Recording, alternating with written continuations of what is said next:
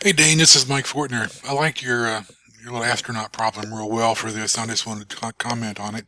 Um, yeah, if the astronaut or anybody in space was to, in this case, throw a tool away off into space or whatever, they would recoil with exactly the same velocity. Pardon me, exactly the same force that they applied to the tool. So they would accelerate in the direction in the opposite direction the tool was thrown. Um, so they don't. Yeah, I guess they do apply the same force, but because the astronaut's mass is so much greater, he will accelerate less. So the thrown tool will accelerate more quickly.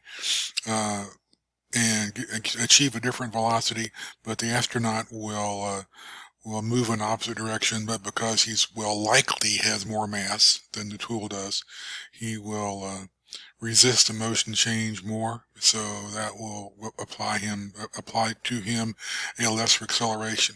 But good work on that. A nice little picture too.